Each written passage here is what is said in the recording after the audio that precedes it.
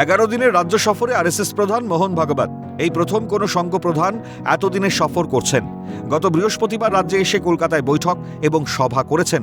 বৃহস্পতিবার বর্ধমান পৌঁছন, তারপর থেকে দফায় দফায় সংঘের কর্মকর্তাদের সঙ্গে বৈঠক করেন মোহন ভাগবত। শুক্রবার প্রার্থনা এবং অনুশীলন শেষে লাড্ডু বিতরণ করেন বাচ্চাদের। শনিবার সকালেও অনুশীলন এবং প্রার্থনা সারেন মোহন ভাগবত। রবিবার সাঁইয়ের মাঠে সকাল 10টা থেকে শুরু আরএসএস এর সভা। সকাল 11টা নাগাদ বক্তব্য রাখতে পারেন সংঘপ্রধান। সাঁইয়ের 50 বিঘে মাঠে শনিবার সকাল থেকে জোর কদমে চলছে মঞ্চ বাঁধার কাজ। মাঠের উত্তরাংশের শেষ প্রান্তে মঞ্চ তৈরি হয়েছে যাতে বেশি সংখ্যক কর্মী বসতে পারেন। অনুষ্ঠানে মাইক ব্যবহারে প্রথমে আপত্তি জানিয়েছিলেন এসডিও। এর বিরুদ্ধে হাইকোর্টে যায় আরএসএস। বিচারপতি অমৃতা সিনহা শর্ত সাপেক্ষে অনুষ্ঠানের অনুমতি দেন।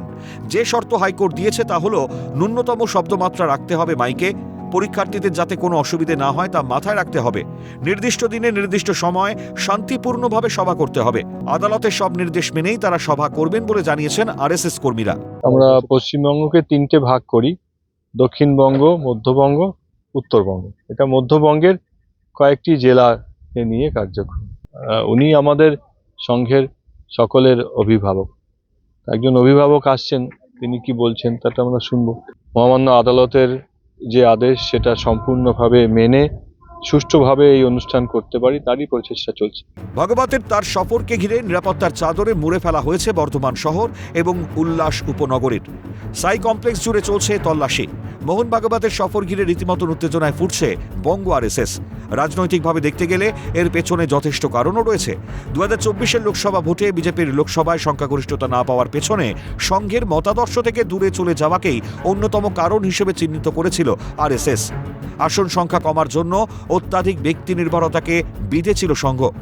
এরপর আরএসএসকে আবার গুরুত্ব দিতে শুরু করে বিজেপি।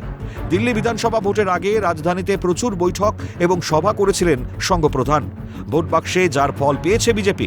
2026-এ বাংলায় বিধানসভা ভোটের আগে তাই ভাগবতের এই সফর রাজনৈতিকভাবে গুরুত্বপূর্ণ বলেই মনে করছে রাজনৈতিক মহল। এই মাঠে কিন্তু আরএসএস এর যারা কার্যকর্তা তারা অনুশীলন করবেন এবং সেই অনুশীলনে যোগ দেবেন সংঘ প্রধান। একই সঙ্গে তারপরে ঠিক 11টা নাগাদ বৈদিক অর্থাৎ তিনি সংঘ প্রধানদের উদ্দেশ্যে বার্তা দেবেন। এবং যেহেতু বাংলাদেশের মতো একটা ইস্যু এবং সেইখানে দাঁড়িয়ে এই সনাতনীদের উপর বাংলাদেশে যেভাবে অত্যাচার করা হচ্ছে বলে একটা অভিযোগ উঠছে, সেইখানে দাঁড়িয়ে একবারে সংঘ প্রধানের এই যে মধ্যবঙ্গীয় সভা এবং সেই সভায় তিনি কি বার্তা দেন সেই বার্তার দিকে যেমন সংঘের যারা কার্যকর্তা তারা যেমন তাকিয়ে আছে, সেরকমই কিন্তু একবারে রাজনৈতিক মহল থেকে শুরু করে বিশেষজ্ঞ মহল তাদেরও কিন্তু নজর থাকবে মোহন ভাগবতের এই সভার দিকেই। বর্ধমান থেকে রাজেশ খান, ক্যালকাটা নিউজ।